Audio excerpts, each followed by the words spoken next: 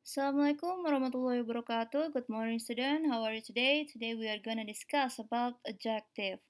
Mungkin sudah pernah dipelajari mengenai adjective. Di sini kita akan mempelajari adjective dengan tambahan akhiran ed ataupun ing. For the first time, di sini ada adjective. Adjective itu apa sih? Adjective itu artinya adalah bentuk kata sifat. Kata sifat itu banyak sekali. Kalau kalian pahami atau membaca buku atau kamus, di sini diberikan contoh fast atau cepat in bahasa, beautiful, cantik, handsome, tampan, clever, cerdas, dan lain-lain. Banyak ya, adjektifnya tidak bisa dimasukkan semuanya di sini karena terlalu banyak. So, di sini adjektif digunakan untuk menerangkan noun. Noun itu adalah kata benda. Kata benda itu bisa diganti sebagai profesi ataupun orang. Ya.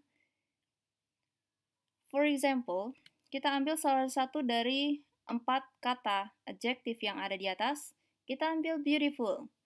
Di sini beautiful girl. Di sini ada frasa beautiful girl. Jadi di sini kata beautiful atau cantik menerangkan bahwa yang cantik itu adalah si gadis tersebut. Gadis yang ada di sini. Ya, paham ya? Beautiful girl. Ini untuk adjektif yang menerangkan noun. Noun. Alright, the next one. Adjektif dengan akhiran. Nah, seperti yang tertera di judul, di sini adjektif dengan akhiran ed dan ing. Ketika adjektif dengan akhiran ed ataupun ing, maka makna atau artinya pun berubah. Seperti dalam bahasa Indonesia memiliki imbuhan. Perlu diperhatikan untuk penggunaan adjektif dengan akhiran ed ataupun ing, jangan lupa untuk memperhatikan penggunaan subjek dan pasangan to be-nya. Pasangan to be-nya. To be-nya sebenarnya banyak ya contoh-contoh atau sampel dari to be. Namun untuk lebih jelasnya, let's discuss in the next slide. Nah, di sini subjek itu pemeran utama. Kemudian to be present, to be past, dan to be future. Nah, di sini to be sebenarnya jenis to be banyak. Di sini kita fokuskan untuk to be bentuk present, kemudian to be bentuk past, kemudian to be bentuk future. Di sini ada subjek, subjeknya ada I artinya saya, you kamu, we kita, they mereka, he dia untuk laki-laki, she untuk dia perempuan, it untuk selain manusia. Kata ganti untuk selain manusia, yang it ya. Kemudian ketika di sebuah kalimat tidak ada kata seperti ini ataupun diganti dengan nama bisa. Jadi jangan bingung. Ketika ada nama Anita, Anita itu perempuan kan? Anita berarti kalau diganti subjek bisa menggunakan kata she. Anto, laki-laki bisa menggunakan he. Ya. Jadi jangan bingung ketika kok tidak ada subjeknya, hanya ada nama.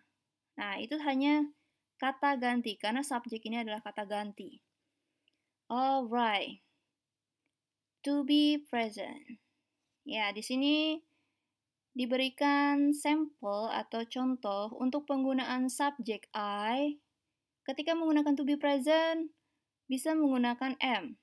Ya, I hanya menggunakan am. I tidak bisa menggunakan are ataupun is. Begitu juga yang lain tidak bisa. Harus pasangannya masing-masing. Untuk I, untuk to be present-nya bisa menggunakan am, to be past-nya menggunakan was, future, will.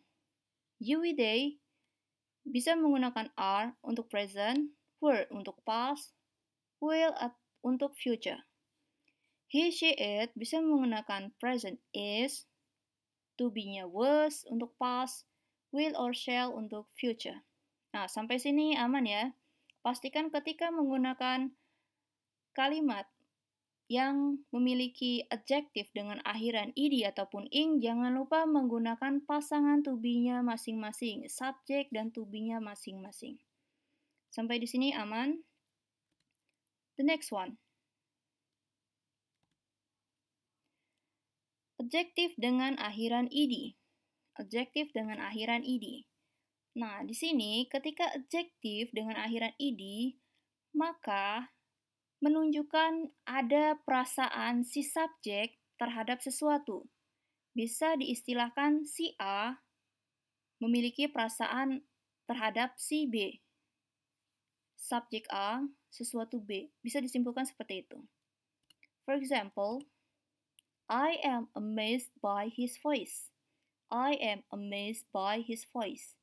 Saya mengagumi suaranya. Suaranya.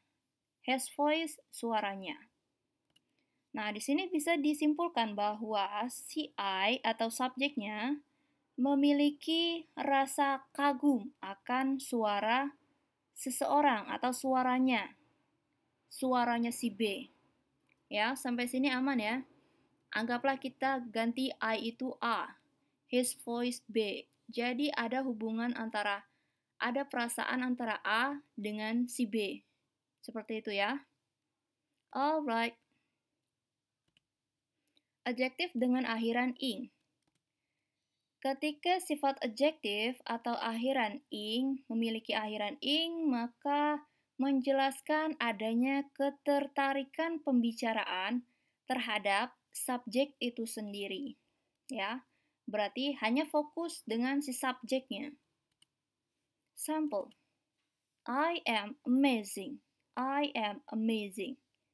Di sini bisa dilihat, kalau di bahasa Indonesia kan, saya ini sangat menakjubkan. Jadi sangat luar biasa. Bisa seperti itu ya, di bahasa Indonesia kan. Jadi, untuk I, si subjeknya, ketika dia memiliki akhiran adjektif ing, maka dia ini amazing-nya ini hanya menunjukkan atau membicarakan si subjeknya saja. Ya, untuk yang ed, subjek dengan sesuatu atau be, sedangkan adjektif dengan ing hanya membicarakan si subjeknya saja. Subjek ini bisa diganti dengan yang lainnya. Kalau seandainya kita ganti you, maka di sini ganti dengan to be, are. Ataupun she dengan is. Nah, jangan lupa di bagian subjek dan to be-nya harus berpasangan untuk menggunakan adjektif dengan akhiran ed ataupun ing. Sampai sini paham? Next one. Nah, di sini ada example dan makna. Jadi di sini ada dua contoh kalimat yang menggunakan confuse namun memiliki akhiran yang berbeda. Yang pertama ada akhiran confuse dengan akhiran ed, kemudian ada confuse dengan akhiran ing. Nah, coba kita perhatikan untuk kalimat pertama. She is confused. She is confused. She, dia perempuan bingung. Dia perempuan bingung. Kalau bahasa Indonesianya, dia bingung, ya. Karena dia memiliki adjektif dengan akhiran ed, jadi dia si subjeknya ini bingung akan sesuatu. Bingung akan sesuatu meskipun di sini tidak ada kelanjutannya, tapi dia bingung akan sesuatu. Untuk kalimat yang kedua, this game is confusing. This game is confusing.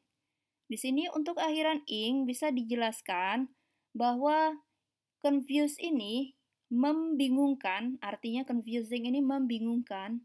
Yang membingungkan itu apa?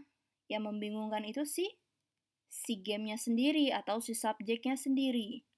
Jadi kalau seandainya this game mau diganti dengan subjek atau dengan kata ganti, bisa diganti dengan it. So, it is confusing. Atau this game is confusing. Sama.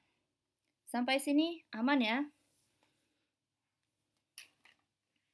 Ya, jangan lupa untuk yang akhiran ed ataupun ing, jangan sampai keliru untuk meletakkan kapan menggunakan ed ataupun ing. The next one. Kita bisa menganalisa.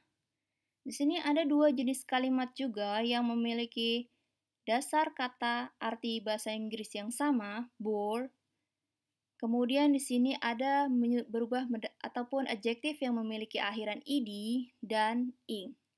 Nah, di sini ada I am bored. Kemudian yang kedua, I am boring. Untuk kalimat pertama, kalau bahasa Indonesianya I'm bored, berarti saya bosan. Saya merasa bosan. Berarti saya bosan akan sesuatu. Tidak, maksudnya saya bosan karena tidak melakukan apa-apa ataupun yang lainnya. Jadi dia bosan akan sesuatu. Sedangkan yang kedua, I'm boring. I'm boring. Di sini, I di sini menjelaskan kalau saya ini adalah orang yang membosankan. Ya. Bored, bosan, boring, membosankan. Ya. Sampai sini paham ya perbedaan ed dengan ing. Nah, di sini sudah dijelaskan bahwa ketika akhiran ed biasanya untuk bahasa tidak ada akhiran ataupun awalan. Kemudian kalau yang ing, terkadang biasanya memiliki arti dalam bahasa Indonesia me atau mem dan akhiran kan. Seperti boring, membosankan. Di sini ada mem dengan kan, membosankan. Ya, sampai sini aman ya untuk penggunaan ed ataupun ing. Jadi jangan lupa untuk ed dia itu ada keterkaitan antara si subjek dengan sesuatu. Sedangkan yang ing, untuk yang akhiran ing, dia hanya membicarakan ketertarikan si subjeknya itu sendiri. Ya, sampai sini aman ya. Ya, semoga pembelajaran kita hari ini bisa dipahami dan dimengerti. Jika ada pertanyaan, silakan tuliskan di kolom komentar. Well, I think it's enough for now. I'll see you in the next meeting. Wassalamualaikum warahmatullahi wabarakatuh. I'll see ya.